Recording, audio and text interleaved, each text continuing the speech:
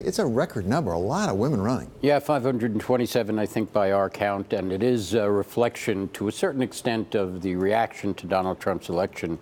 Many of these women tell us that they expected Hillary Clinton to win, and when she did not, they felt it was important for them to step up and actually take charge of their fate in Congress. So, but the story also makes clear that that's no guarantee that women are going to dominate the win count. Well, that's interesting. I mean, a lot of people are running, but what actually happens? What happens in the composition of the House, particularly because of this? I think it's still up for grabs. And look, let's not forget, there are many months before the election itself. There are the primaries. There are many female Trump supporters who are among those women who are running that are unopposed by Democrats. So it's unclear exactly how that's going to translate in the Congress itself. At the same time, we just put up a graph just for a moment that shows that if you look at women versus Republicans versus Democrats, it's many more Democrats who are women than Republicans as a practice. There's a big gender gap. And it's also interesting, a number of these women are military,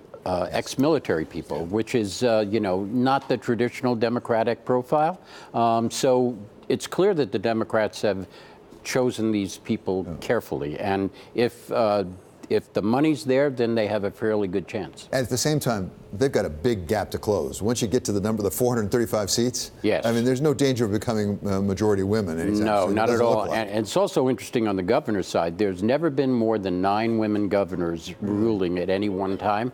That may change in this election. There are many women running for governorships around the country. But there's also some complaints that they dilute themselves, that there's too many women running, that they don't get to run on a women's platform, so to speak. What are you hearing about that? Well, there is that narrative, but ultimately a lot of these races are local in nature, and it's all about the local politics that determine who wins. There's also some concern. We have a lot of newcomers coming in who have not been vetted, have not run for public office before, and as we start to look at their records, they may become vulnerable. Well, that seemed to have very little impact on the presidential race. So, He says that with a little gleam in his eye.